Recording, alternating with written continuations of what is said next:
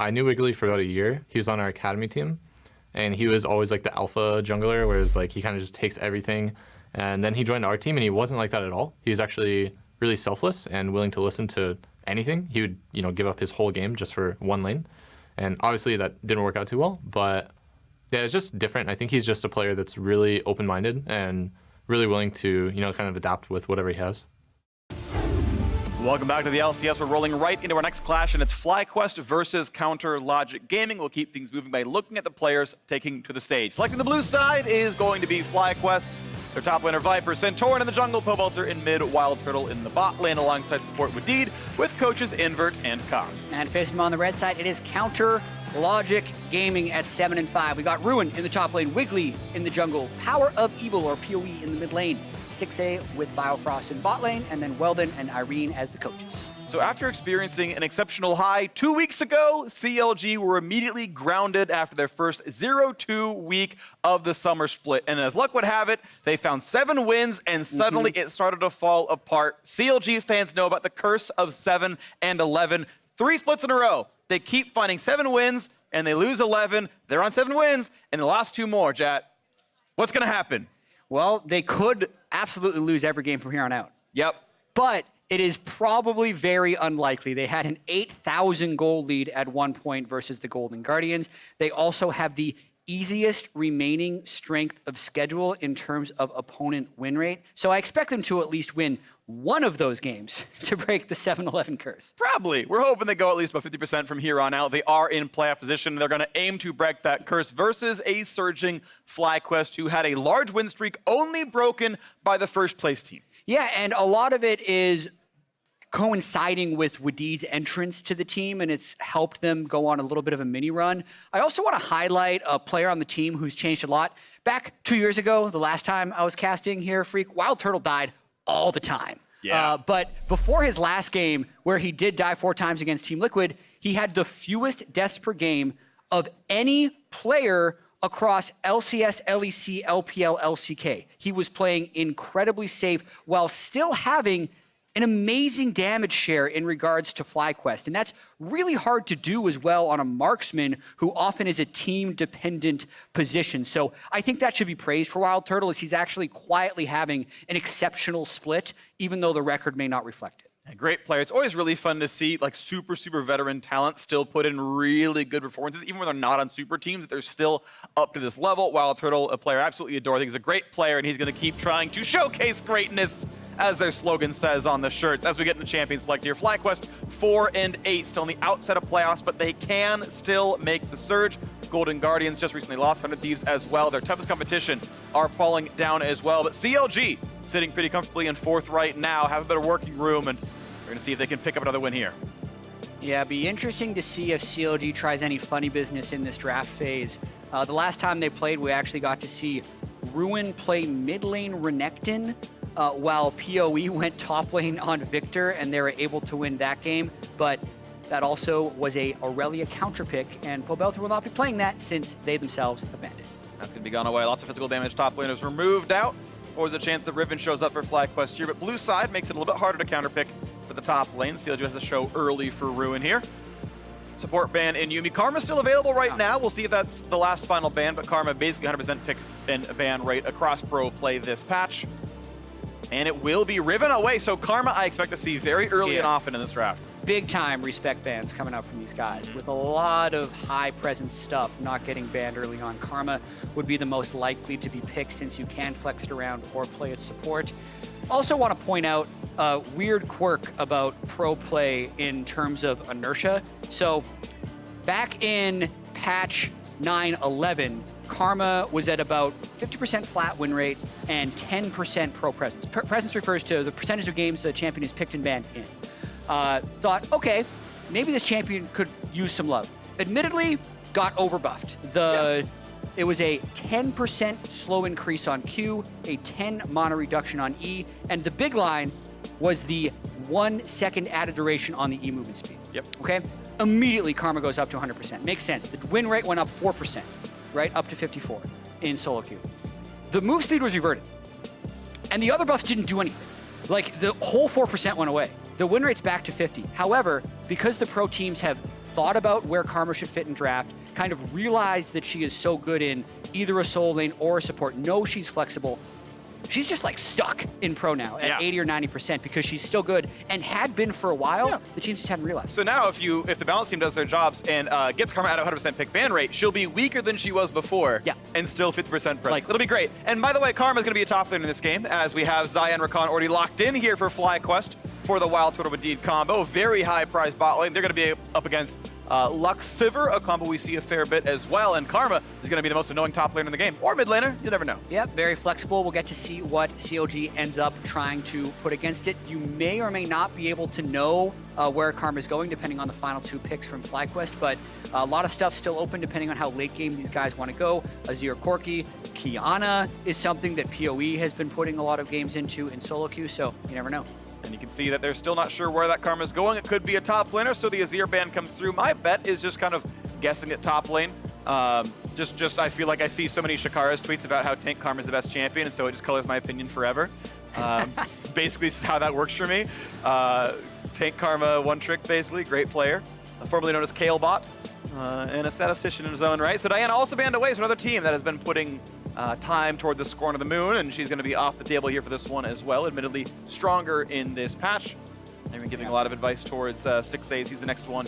Actually, no, it's now Biofrost turn to ban, so we go to the 5th player. Yeah, and a lot of times this second phase of bans just kind of go to non-essential champions. That is not the case with Sejuani, who's super high. Oh, you thought it was Stixxay or Stixxay and PoE mixed up? They do have like identical haircuts. They look very similar, to be fair. Oh, well. It happens. It happens. Yeah. Quick pop quiz. Okay, that's Stixxay now. Qiyana ban too? Come on, guys. Man, we never get to see the Qiyana. Oh, well, unlucky there. Keanu Reeves coaching here for Counterlogic Gaming, as now it's time for them to pick their final champion, the perennial Stixxay Warwick hover. Breathtaking as always, as a couple few mid laners bans come through. Teemo, I think, is unlikely to be the Karma counter pick, but you never know. Yeah, that's the thing. You don't really know what the Karma counter pick would be. Most of the times you're just trying to outscale it, but so many games are getting decided in the early and mid game. Ryze could potentially do it if Karma ever wants to get into tether range.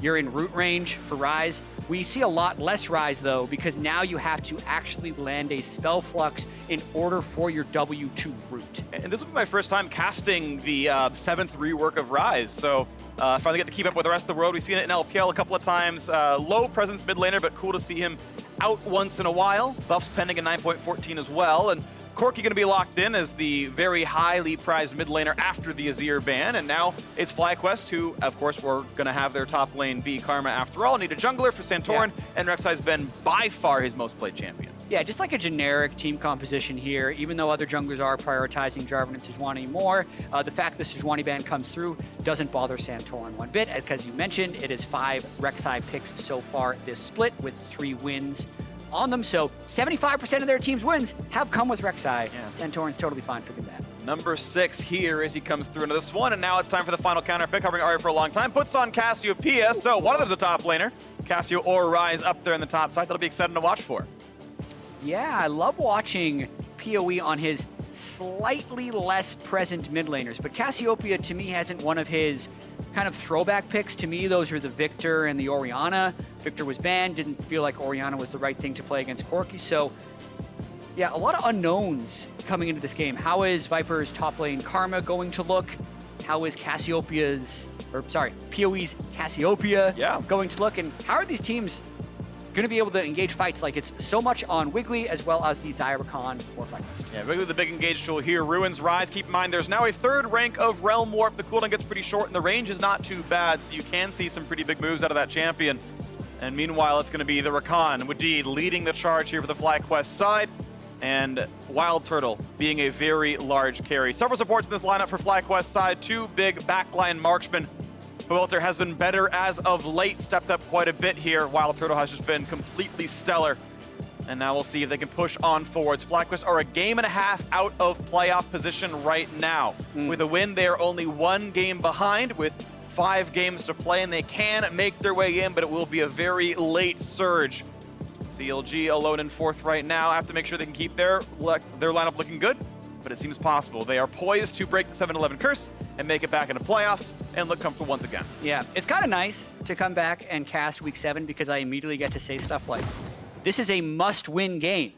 Which it is, I think. I think it's a must-win for FlyQuest. If they go to 4-9, they probably don't make the playoffs. And even though it's not a must-win for CLG, it would do a lot to kind of curb the stress of their fans and probably Biofrost, who, by the way, has been the guy who's been around for all of these 7-11 things. He joined CLG.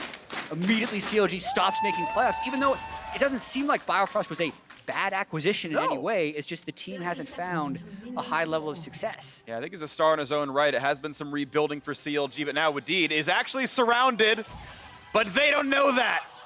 Secret Agent Rakan. Is he recalling? He actually wasn't recalling. I actually would have done that, but now He might be in trouble. I mean, if he learns W, he's fine. Everyone learns W. Well, Binding down for 2 seconds. There's the bind. Nice. Jukes to the right. Oh, puts on those fancy moves. He's gonna recall anyway. Like, just take the damage and press B. Haha, I was in a bad spot, and you only got some Spell Thief's gold. I just I actually just think it's funny. I'm gonna spend time on something useless. Wadid spent the time to juke the Sivir Q. That would never kill him, which made him recall 2 seconds later. So in the moment, the right play is dodge damage, but he's actually now later to the leash and later to lane as a result. Have you heard of mental warfare, Freak? Yes. Yeah, I totally agree with you. It would have been better for, because he's actually late to pull red. Exactly. Now, See? by a couple What I seconds. said. So when Just take Santorin, the leash. If Santorin is a second late to his top lane gank, they would be like, damn, game-losing taunt by Wadid. Otherwise, I feel like it's worth. Yeah, I feel you. I feel you. All right, well, Biofrost is now in the brush looking for the Qs. WildTurtle knows he's there. Has to kind of walk around. There we go. Dodges it right. Oh, look at that. Woo. Every skill shot dodged away. Perfect CS for WildTurtle as he knocks down the third melee minion. We're good here. Yeah, quietly as well. And that was a lot of quiet stuff that FlyQuest has been doing. When we talk about WildTurtle had the lowest deaths in the league per game, Wadid also has the best KDA in the league. But you don't necessarily get those things just by being super, super awesome, as we see some trading happen in the mid lane. Wadid has a 13% forward percentage, and that means he only spends 13% of the laning phase above halfway up in the lane. Some bot laners are as high as 50% if they're pushed insanely much. So even though WildTurtle and Wadid are playing very safely, they are almost always pushed into their turret, which will make it a little bit more limiting about what FlyQuest can do with the rest of the map. And as luck would have it, chat, look at where they are. They are under their turret, but 0 deaths. So far, all the stats are lining up. As they knock down a few more minions, and there's a temporary CS lead here for the CLG side. One more auto, there you go. Auto gets the cannon. Gonna feel fairly comfortable on the farm side. Should be all right here, and we look around the rest of the map. We had a temporary lead for Pobelter, pushed in the first 2 waves. Managed to get 100% CS, whereas PoE lost 4. Santorin are looking aggressive. They're gonna see that, okay, the Raptors are gone. Wiggily just threw that one away.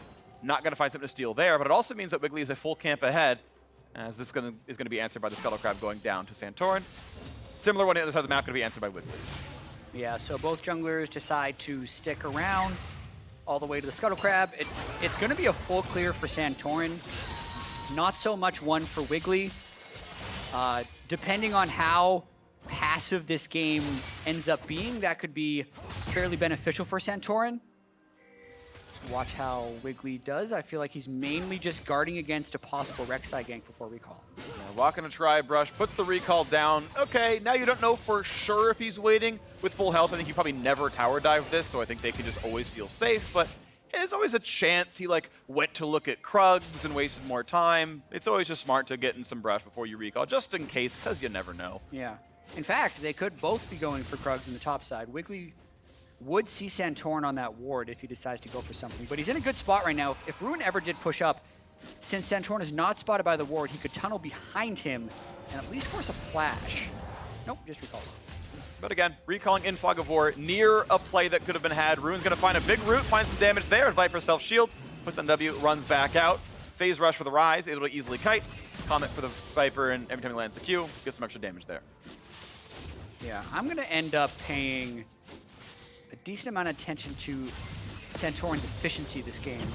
But it will depend on whether or not someone actually ganks his top lane. Kind of difficult to gank a Karma. Yeah. And again, part of the reason she has kind of reemerged as a top player. Absolutely. So Santorin back on the map, back as the camps come back up, gets the chickens, going back down to the Krugs. It's been a very highly efficient farm path so far, actually. Yeah. Going to be a camp or two ahead. So let's actually... W. He's going to put a this flag. gang? Yeah, but he's always going to get away from that one. Finds the slow, finds some damage, but that was really just PowerOfEvil doing all of it. It's going to be Pobelter, forced to recall away.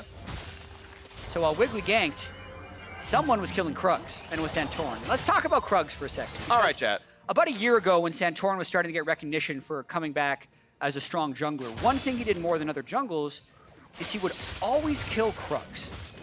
And it's because Santorin did the research and saw that Krugs are worth double the experience of any other camp. So if you do nothing but clear Krugs compared to other camps, you will level much faster than anyone else. So even though it's a difficult place to get on the map, Santorin goes there more than anyone else. And now he goes topside. That was really nice. He flashes to break the root, gets back into the realm warp, stays alive. It's a very long cooldown, but does dodge that gank. Yeah, so that will make the return gank comically easy if they have a numbers advantage. So very good dodge, because he may have actually died there if he gets his realm warp interrupted, but ends up burning a splash. And CLG will use that pressure created to try and take Drake. And now Santorin, yeah, only sees top side, so with no vision at all, it's going to be an easy pickup there. CLG pushing up to this side of the map. They have not recalled yet on Stixxay. He's still got an empty mana bar, but he's not even going to help him to take Drake down. He's just going to recall, buy an item, and then TP back in a lane. But this, not even the smite. Wiggily was so confident they had the vision that they simply walked into that one, auto-protected down, and a 6.5-minute Ocean Drake does wonders for a laning phase. Absolutely, that is the best Drake to get early, especially on stuff like Cassiopeia and Sivir, the champions that, in order to get the wave priority, have to kind of deplete their mana pool. The Essence Reaver first you often see on Sivir, the tears you see on Cassiopeia, it lowers the blue buff dependency on the mid lane. Really, actually, a high cost flash burn. If you think about the macro level, they burned the flash of Ryze in order to give up the Ocean Drake. So I think COD is going to be very happy about taking that trade. Yeah, ultimately really good for them. And we'll just see if the top lane gets punished a lot more. And of course, it's a bit harder for Karma to be the hard carry that, you know, a Fed Riven could be one-shotting people in the back line, but Karma could certainly exert her will on a game, so we'll keep tracking that over the course of time. Ruin is stacking his tier. Viper is getting some extra ability power early on for wave clear and his eventual item completions. 600 gold lead for FlyQuest, though, from farming. You can see farm leads in pretty much every single lane, at least to small degrees here. Yeah. Early game going pretty low action, but we'll see the Warrior Rek'Sai come in and probably try and make something happen at level 6. It will be interesting to see how FlyQuest functions with Viper on Karma, right? Rather than on Riven or Cannon or Aurelia or something that can dive in and go and make that big play. Really kind of just has to play in the mid line, while Santorin, Wadid go for the engages, Pobelter and WildTurtle put out the damage, and Viper just kind of sits in between trying to assist in any way possible. One thing I want to point out is Biofrost trades in and finally gets some extra gold. He is not earning money on this frosting. Despite the fact that CLG have been pushing in FlyQuest a lot, Biofrost is about 1/3 of the money on a support item. Well, okay, now half because he just earned 40, but a second ago it was 1/3 the gold that Wadid had earned. So he's not even halfway to his quest right now, Biofrost. Wadid's almost done with it. And there's a lot of games I see of Lux support and pro play where they probably just should have gone coin to get their Sightstone online. Right, you'd think you'd be able to get a lot of the procs off early, but your mana costs end up being pretty high if you're using your E just to get like 20 gold or something. Yeah. But and you have to really respect the con. I'm actually just kind of impressed how much gold Wadid has at a coin. You give up some combat effectiveness for that item, but tons of generation coming in for the Rakan. 300 gold difference, about what you expect right there. Is push comes through, Wiggily knocks down a Scuttle Crab, and we still sit at this 500 gold difference, half of which is the support matchup in a 0-kill lane right now. Ocean Drake, of course, still relevant. Biofrost much more easily able to spam. Same for Stixxay here. He's going to feel really, really comfortable throughout this. 5 minutes till plates drop. I believe none have fallen so far. 15 for each team still, but this one taking some damage. Santorin now looking at the top side. Keep in mind, Ruin is without escape tools. Now the ult is back up, but a knock-up or a root will turn that off. I don't know if FlyQuest has enough damage to burst through Ruin if they tried an actual turret dive. So Santorin's hoping that Ruin steps out a little bit far, because then Viper would simply just have to land a W on him, and complete the route. Sometimes you can flash for it, but here comes Santorin. Now, there's the smite, there's the flash route, no flash away. This is going to be a lot of damage, and First Blood does come through. A nice gank in for Santorin. Viper's flash becomes a kill. Yeah, that was really good timing by Santorin. We talked about how easy the return gank was going to be without flash. Ruin nearly has it back up, and sometimes you don't necessarily expect that far back in your own lane if your Ruin is going to be, hey, I need jungle support if I want to go up here. But he actually did. He was either going to get denied CS or die. And if you watch this, the wave was going to push against him. He's hoping to get up there to cast a few spells and shove it into turret. That's why he's going right there. Gets the spell flux out, and he's like, ah, crap. I'm dead. Because Santorin is clearly there. And he knew. That fell still a little greedy for Ruin. I feel like that was super avoidable gank, and just tunnel smite range means it was enough to knock him down, and that's First Blood in the game. It puts FlyQuest now 1,000 gold ahead. And top lane is the locus of power here. 17 CS lead plus 400 for the First Blood. Viper's going to feel very comfortable here. No turret plate just yet, but that's going to be pretty soon after. Yeah, Ruin needs to make sure he doesn't get camped by the Karma here. Don't want to let Viper snowball ahead, but specifically, FlyQuest is kind of just waiting for Corki and Xayah to come online with 1 or 2 items before really forcing much. So it's a pretty prescriptive early game for Santorin. Play around the Karma against the lower mobility Ryze, try and get a few kills, and then we won't fall behind in the AD carry lanes, and, and maybe they can take it to late game team fights. Now CLG, of course, playing more around the bottom side. That second Ocean Drake has spawned up, and they still have push priority down here. Still better items on their Marksman and Stixxay, so with the Scuttle probably available, with a lot of burst damage coming through from Biofrost, another bind, he's landed on the WildTurtle. Means they can make that life a little bit harder. That's good damage, nicely played by Stixxay. And that means it'll be hard for Turtle to fight for this one, although FlyQuest, with their squad, able to knock down a few of these wards, get some of that vision back. Yeah, that's a lot of plates that COG's been able to take bottom lane.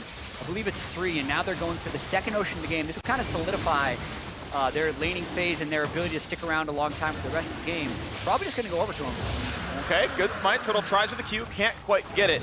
But mid lane's going to be under attack, and that will be one picked up. Jet, you read about 3 plates down to the bottom lane from the straight 2-on-2. Once the recalls came in, they dedicated the auto attacks to it, and that was looking pretty good. Good check in on support gold real quick. 649 to 404. So vision ward's still not spotted yet, but eventually they'll come up. Finally able to hit the turret a couple of times towards that one. Stixxay should have the money for Essence Reaper and does. So whenever the recall comes through, that'll be comfortable. Yeah, at this point, Wadid's going to probably leave the bottom lane a little bit more. It's a tricky situation because they're getting shoved in so much by Sivir. You don't just want to give over the first turret for free, but the fact that Wadid hit his Sightstone much faster than Biofrost would be an opportunity to go and try and get some deep wards, double up with Santorin, get some Rakan, Rek'Sai ganks in because of your vision control, and maybe snowball a bit of the lead, but I feel like they don't have to at this point in the game, and they're just gonna, once again, wait for more items to come through on Xayah. And back in the lanes yet again. Teleport's used by both AD carries down here as WildTurtle and Stixxay are squaring off in the 2-on-2. Supports not to be unmentioned. Wadid and Biofrost also pushing up. Moby Boots now done on both of them, so the ability to roam is going to be there. Again, Sightstone only done on the one of them. Sadly, Biofrost still 13.5 minutes in without that extra ward dropping. Once again, we look at the mid lane, and Santorin and Wiggily are around. He shoves in the wave. They're going to knock down this ward. And let Pee-wee walk up to the top side, but there's another ward that's going to walk through here. Yeah, I wonder if Santorin goes for something here. They could have priority off the mid lane, but for the most part, just playing defense. Thinking about what Wiggily wants to do, it's really tough for him since they're not getting enough harass to dive bottom side, and he's got to be respectful of Karma everywhere Viper goes, so doesn't want to over-engage somewhere and then just get his damage shielded off. That's hit by Biofrost, but Pobelter hugging the correct side of the lane, feels comfortable enough. Herald not yet taken, plates are down, CLG pretty comfortable, I feel like, how their early game went. 800 gold difference, not terrible. Double Ocean Drake, I think, more than makes up for that gold difference. Essence Reaver is done. Archangel Staff fully stacking. Luden's Echo done here for Viper, is going to feel comfortable as well. That's going to feel pretty nice. Only 2 CS, though, separates those top laners, and they've been able to keep getting the minion kills. Yeah, Ruin actually CSing very well. The attention that Santorin spent up there while it did grant first blood, the advantages basically ended there. And since FlyQuest just kind of just opted to give up those early Ocean Drakes, that's also allowed Ruin to heal up if Karma ever does land harass. And I think it's all about what'll happen with this bot side turret. There's the ult. They're going to find the spell shield onto the charm and run away enough, plus the flash to not be knocked up at this turret now. Dangerously low. They're going to find a flow towards WildTurtle. Ult's into the air, but he's got to watch out. The flash bind at a 2! That was beautiful, Biofrost. They get the kill picked up down. Wadid's got to be careful. Ruin trying to get in range. Flash gets the root, gets some damage output, but it's base tanking. It's Santorin who blocks the Q. They go back for the shield's not going to be enough. They might trade him back. No, gets back into the tunnel. And Santorin makes a huge play. But in the mid side, a tower dive goes through for Wiggily, and another kill's answered. CLG overall 2-1. And I don't think the action's necessarily done. They're pinging on to Viper to try and stop him from going up there. Action just absolutely explodes around that first turret for CLG, but kills traded back and forth on both sides. That was so sick by Biofrost, though. It wasn't flashing a Q at him, it was flash to Q both people. And gets an extra summoner spell for his efforts. That was really, really nice. They did get that first kill anyway. And wow, so that turns things around quite a bit. CLG, of course, got first turret down to the bottom lane. They swing the gold back into their favor, up 1,000. Yeah, WildTurtle now above his deaths per game average, unfortunately, after this game, as teams able to actually crack that turret and go for dive. We're going to watch the mid lane dive that we didn't catch on camera while so much action was bottom lane. Wiggily knows there's a fight happening bot lane. Pobelter doesn't expect it at all. Beautiful timing to interrupt the W, and then also great miasma by PowerOfEvil to slow his retreat. Now we get to watch this Biofrost play you alluded to, Stixxay. Spell shield flash, doesn't get caught. Here comes the teleport. Now it's time to all in. They know they can kill the turret and probably go for a kill. And watch Biofrost. The angle gets both with the root, both with the ultimate. Doesn't turn into a Wadid kill, but was still pretty sweet. Yeah, it meant that the flash forward, but Santorin body blocks that Q right there. Ruin is in tower aggro. And of course the shield's not going to be enough. And then saving the tunnel so that Santorin can get right back out. Makes a really big play there. Ruin's so close to getting what he wanted there. Yeah, the shield return, which is such higher value than the first shield from Lux, couldn't quite make it back there to save Ruin. We're going to have to watch for that actually in later game fights, how many clutch Lux shields the team is able to hit, because that's the true power of this Lux support, other than being able to scout wards from range with E, which gives a range support the same type of kind of face checking ability that other melee supports have. Sometimes even better because you don't have to physically go there, but in comparison to other range supports, you just kind of blow up when trying to play the vision support game.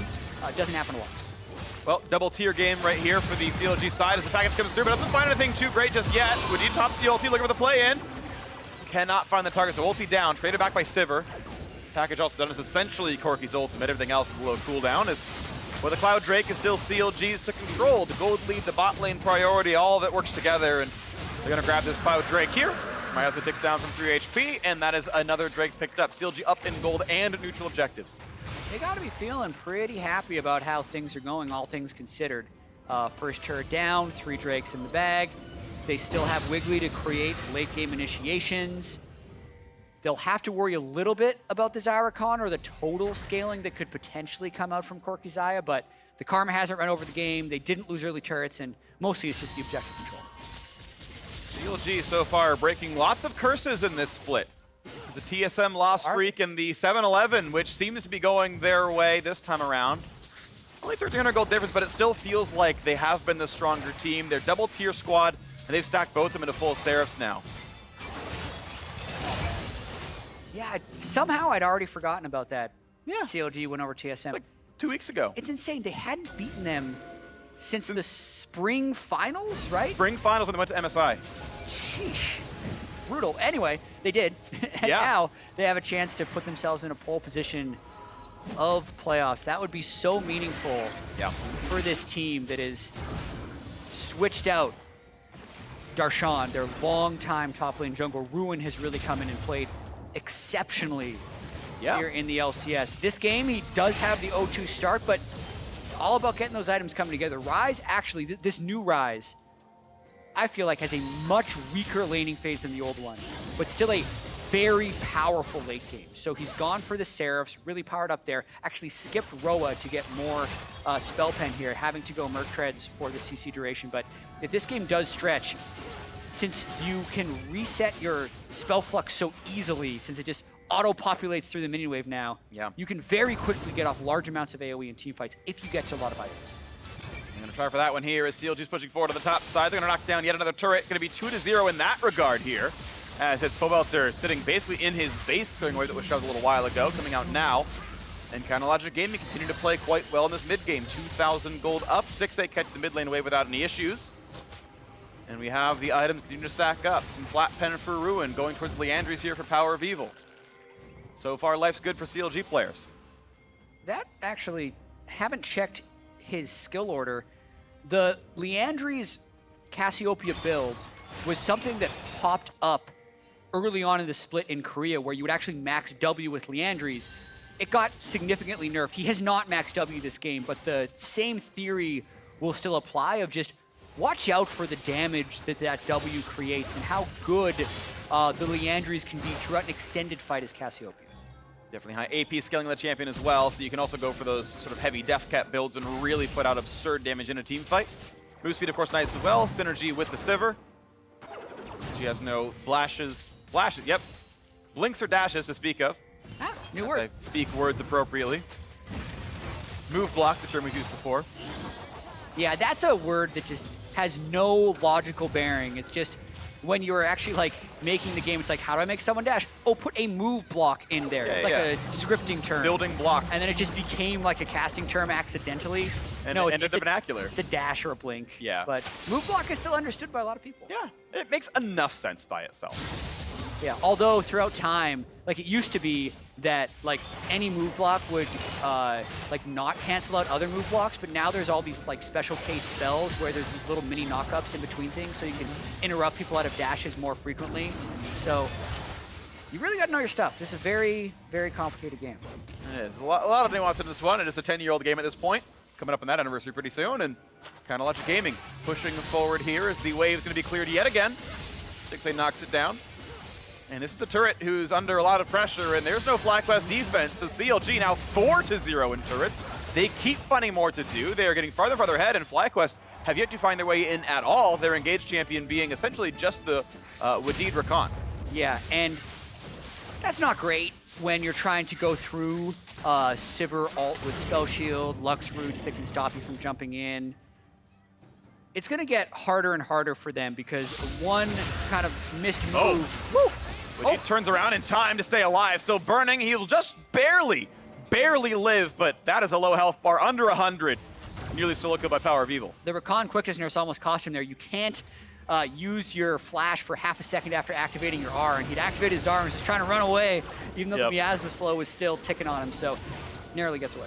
Just really survives. Now there's a route towards Pobelter. Biofrost going to put in some damage, but has to stay a little bit safe.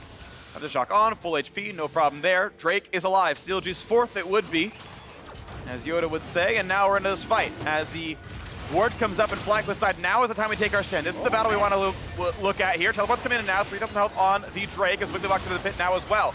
Looking for the engage. Stixxay isolated from the squad, though Pobelter has the package. It's going to be picked up right there. 1-for-0 and the kill on the Wiggily. This is a good start for FlyQuest. Pobelter staying safe as well. He burns down some of the squad. Here comes Rome Warp. Ruin wants in, trying to find the opening on Pobelter and does not find the kill. So look at that. It's FlyQuest grabbing the Drake and a kill onto Wiggily, finally showing signs of life. The first Infernal is the first Drake they go for, and I think a bit of a lack of decisiveness for CLG there, where they could have ran into the pit. Since FlyQuest has had a hard time engaging, really, why not just start up the Drake? As we saw CLG running towards Baron, we may have to go out of the replay because they're starting that up right now, but Wiggily doesn't quite get this Infernal Drake steal, goes to Santorin, he dies anyway, and on my side screen, don't worry about it, CLG backed up anyway. They hit it, walked away. A little bit too dangerous there, and we have ourselves back to a more neutral state as the red buff should go over. There you go, picked up for Stixxay. Easy wave for PoE, and yeah, just that team was a bit split up. Pobelter had kind of put himself on the side, which threatened Stixxay enough that he didn't want to go in, and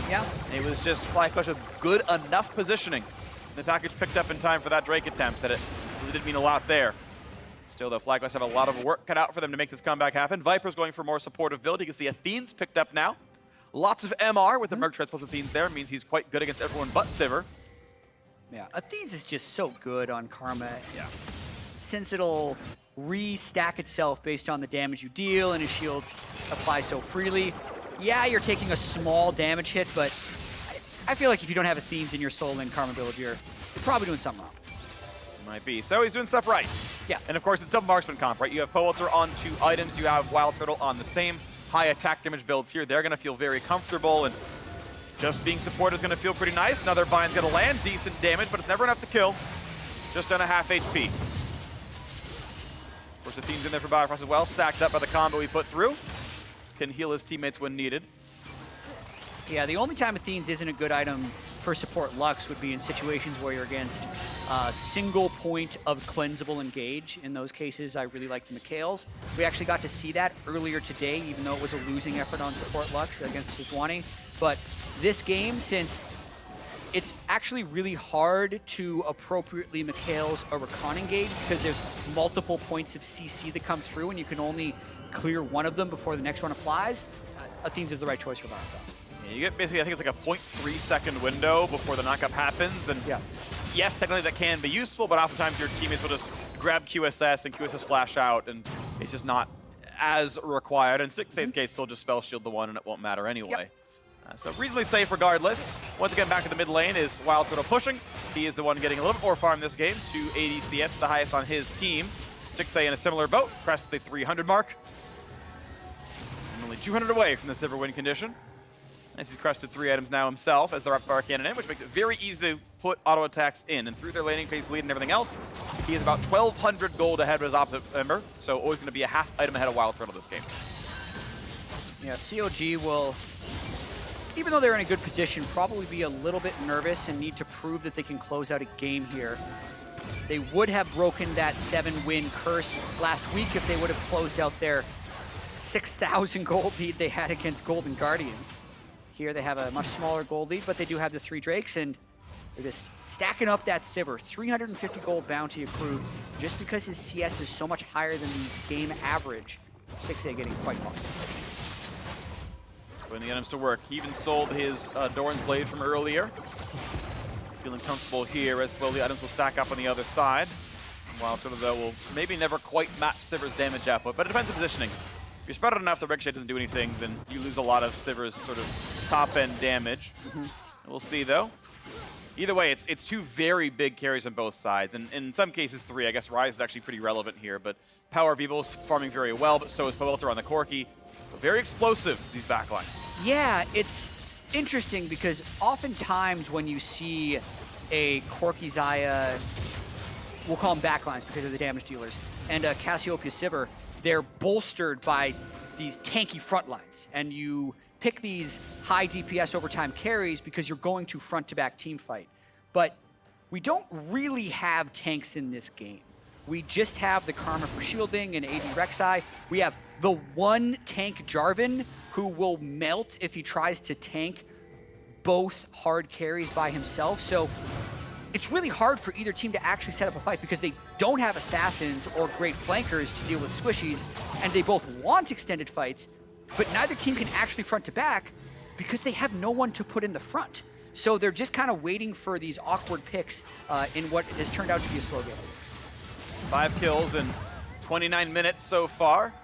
And Drakes have died more than really any one of the teams in this game, as CLG once again is looking at their various side lanes. Ruin keeps the split push going. 306. He's got plenty of farm. He's actually a solid 30 above Viper, so catching a lot of minions here.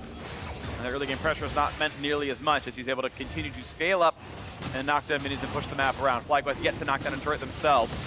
Drake spawns this one. FlyQuest unwilling to fight for. They've only gone for the Infernal Drake. CLG just able to walk it. The rest of them not able to use their smites. This one he will use. Double Cloud, Double Ocean. And a 3rd Ocean will come up, which would then be the last Drake before Elder. So no Infernal will happen for CLG, but they could still potentially get a very big Elder if the game comes to that. I do think that the fight we will most likely see will be around Baron. Yeah. Baron will basically act as the pseudo frontline to bring things together and get them to deal DPS, because Very tanky. it seems somewhat unlikely that these teams are going to find genius engages. Wadid would have to be a miracle worker to somehow sneak through the ward lines that CLG has, and Biofrost would have to be skill shot god to get a good pick of Lux, but then it would have to immediately be followed up on because he's support Lux, so he's really just there for the CC. Well, you'll see him land the bindings. You'll see him go towards a couple more items. Looks like Spooky Ghost is probably next up, as he's got the Ether Wisp here for even more move speed, and Might find something else nice. Yet to find their way in right now, though, is WildTurtle gonna walk up. Has the shield, has the move speed, walks right back down. As we can see, the half item lead for Stixxay still showing up as Rapid Fire Cannon is done for Turtle, plus the Z on the other side. As a Shiv or Fan Ramp or something else will come through, make it more dangerous. Wiggily not gonna find the knockup. Instead, there might be a fight as Root's coming in across the sides, but Viper staying full HP. Yeah, some nice jukes there. I think if any of those CCs had actually landed, that would have been the catalyst for a fight, but all of them swing wide or dodge, depending on how you want to look at it, as Viper sidesteps another buy. More power spikes coming through. Merlanomicon now done for Viper, has some flat pin and healing reduction, which is pretty relevant based on what you're seeing on the opposing team. Lux can definitely do a fair bit of that by stacking stuff down. It's a flash engage. They found everything. They've knocked down one already, and Wadid can only run away. Miasma and everything else, and Turtle not able to press R in time. Now the root over the wall. Ruin wants it for this one. The flash forward. They're going to find one more auto attack and get that kill. Stixxay still in the chase. They find another root. They find almost the kill. This is certainly going to happen. He's going to go down. 3 quick kills picked up for CLG. And look at the minions. They have them alive right now, depending on how the wave clear would happen. 27-second death timers. If that minion stays alive, there's a chance they'd push further. It doesn't. I think it's Inhib and back to Baron will be the call for CLG here. Inhib is certainly going to fall. Wiggly's still cheating forward, though. They're pulling the next wave now as well, and they're going to wait on Ruin's TP to keep the minion invincible. So here comes the wave clear. They're going to try. It's 10 seconds in the first respawn. They're going to get at least one turret 5v2. They find the root and a kill, and Pobelter's now down as well. Biofrost finding the crowd control. The second turret to drop as well, and Counter Logic Gaming break another curse. Up to 8 wins, still tied for 3rd. And I hope he didn't go to grab coffee as I was talking about the next Elder Dragon and the Baron fight, because CLG literally finds one pick, a miasma from the Cassiopeia onto WildTurtle, which stops him from flashing into a Jarvan EQ, and that just ends the game. Because they had been farming so long, the death timers actually ended up being pretty large at 31 minutes. It was a fight in mid lane, and it was enough to end. Beautiful shot calling down the stretch by CLG. Good game, well played. Up to 8-5 is enough to tie TSM at 3rd place here. And they're only 1 game behind Cloud9 with a spot for a playoff bye. 1.5 behind Team Liquid. CLG still looking sharp so far in the middle of week 7. Yeah, and I did one caster curse earlier today where I said Haunter's done a great job holding out, and then he died to a gank. Yeah. And I have to apologize to WildTurtle. I did another one today talking about how he hadn't died. He died 8 times in the first 10 games, and he's died 7 times in the last 2. 7 times in the last 2. So apologies for the caster curse there, but really the curse has been broken for CLG, as you mentioned. Finally getting it to 8 wins. They had the easiest remaining LCS schedule in terms of opponent win rate coming into today. Very important that they could take care of business after their O2 week and find a victory. And on the FlyQuest side, of course, time is starting to run out. 5 games to play, 2 games off of playoffs, I believe, still. So there is a lot of ground to cover, and it's not easy to do. I think they still got plenty of hard opponents in front of them as well. But regardless, it was CLG in control through bot lane mostly. Ruin got ganked a couple of times. Okay, that was nicely played by Viper and Santorin, but bot lane was winning. It turned into 4 out of 5 Drakes. Mid lane went equal, and then the team fights were better. Yeah, and I really do think that if FlyQuest was going to win that game, they had to do more with that Karma pick. They had to go up and kill Ruin a few more times because they weren't going to make that play happen anywhere else. Yep, team fights didn't go their way. No tank and no engage for FlyQuest, but a good win for CLG. Let's send it down to Ovely, standing by with CLG's top laner. Thanks, guys. Ruin, congratulations on the win. What a change from last week. You guys were 0-2. What did you learn to help win today? So against GGS last week, we trolled really hard. I think it was really pretty game for us, but we just like running down and throw the game and we lost. So we talked about the last game, and we were talking about we have to fix that like mentality in game, because we were too much like enjoying the game, like trolling, like, you know. So yeah, we changed a little bit, and right now today we more focus on win condition and stay calm. And I want to ask you, because this is the first time we've gotten to talk to you this split, what strengths do you think that you add to CLG?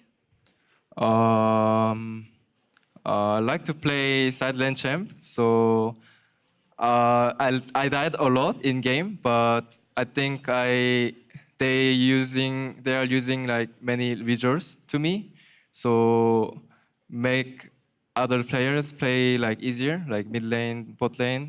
Yeah, the strengths I think. And what has CLG taught you, or what have you improved upon for yourself while playing with the team? So this year I improved a lot about communication with teammates, because first I was really bad communicating with teammates, but I still need to improve, but I got better every week, so yeah, happy about it. And do you have a player on the team that you connect or communicate well with, both on or in the game and outside of the game? Yeah, I think like I'm really good friends with everyone, so yeah, I love everyone, my teammates, yeah. That's great. Well, best of luck to you in your games tomorrow, and thank you for taking the time to talk to us. And you. that's it for us here. So back to the State Farm Analyst Desk. Thank you very much, Ovely. Breaking the 7-win curse for CLG, moving to 8 wins on the day. But of course, I want to isolate the first 15 minutes here, because I think that's where the entirety of this game took place. And it's very rare that we actually just look at that and kind of ignore the rest of the game. But this gave us a really good opportunity to kind of understand for CLG their activity, their proactiveness on the map in the early game, as opposed to FlyQuest's more reactive approach. Or inactive approach. Yeah. I guess you can put it that way. For me, the problem I see with FlyQuest is they have the lowest jungle proximity for their top and bot lane. Most of it's spent around mid, and so they don't make a ton of side lane plays. And so even though they got up there and they killed Rune once, it wasn't like this repeated slam that Ryze and make it so he's useless the rest of the game. And they also didn't protect their bot lane enough. And it doesn't make a lot of sense when Pobelter's playing Azir and Corki so often, when you don't really accomplish a lot when you have a mid laner that is being assisted by your jungler so much on those champions. You're typically just farming, splitting the lane, not creating a lot of opportunities, and the side lanes present a bigger chance for plays. And I know that we looked a lot at the top lane Karma because it was up against the Ryze as well, and there are plenty of chances to go find that Ryze with that matchup, right? The second Ryze is no flash, you flash and tether, it's pretty straightforward, and they did pick up first blood, but no repeat ganks, no non-stop, just kill the Ryze. A number of those early game stats that you saw up on your screen there, FlyQuest indexes in the bottom 3 teams in all of those categories. Now, on the flip side, when we look at CLG and what's working for them this split, we constantly talk about Wiggily. Yes, Rune was brought into the team, but Wiggily seems to be the piece that is really starting to work and is the guy who's largely responsible for a lot of these early game statistics ranking highly. He's the 3rd highest jungler in terms of kills and assists at 15, which is kind of that jumpstart for them that they need, because they don't really roam a ton. It's not like PoEs in the bot lane and the top lane all the time, but they take really good matchups, and especially in the bot lane, aggressive ones with the Lux so often, and then they make 1 or 2 really impactful plays, which is what happened again I here. think that impactful play is that FT percentage. It's the first tower, and tied for 2nd place, that's very impressive. 61% of the time, they're completing that, and that's a big objective that leads to snowballs. Not so much as your kills, your assists, and the gold, which is a lot of kills in CS, but the fact that you have that means you usually have a really good matchup where you start getting a little bit ahead, and then you pull a tower dive that suddenly goes into, okay, you busted the game wide open. The kill score in this game sat at 3 kills for FlyQuest, 2 kills for CLG for a large majority of the game. Those 2 kills coming in quick succession around a bot lane turret dive, while a mid lane turret dive was also happening for CLG. Executing these to perfection and ultimately taking control of the early game so that they could push forward to victory. Yeah, and so this is kind of what we're talking about. It's this 2v3, nice spell shield to get out of that. Doesn't get knocked up, easy ignite, teleport comes through, and now they're there breaking the first turret of the game, like Crumbs is saying that they're so good about doing, and then that flash binding by Biofrost is so good. And the sick thing here is that when you look at the minimap, Wiggily was actually roaming down to the bottom lane and then gets pinged off. No, go somewhere else, you're not needed. Goes to mid lane and then pulls off a successful tower dive there as well. So the fact that that happened, all while Viper has teleport. So FlyQuest is not doing a lot to try to help these lanes out. They're really just losing across the map without gaining anything in return. And it's that lack of proactivity that they have, and then even lack of reactivity because they didn't do anything about it. Santorin did get the grab back kill there in the bot lane with a slick little play on the Rek'Sai, but again, to your point, that is a small thing taken back after losing a turret and multiple kills. Yeah, and we wanted to look for another replay to like talk about this game, but then the next time there was a replay-worthy moment, it was just some picks in the mid lane. They ended off of it. It was like, shocking how fast the game ended. 3 kills to 2.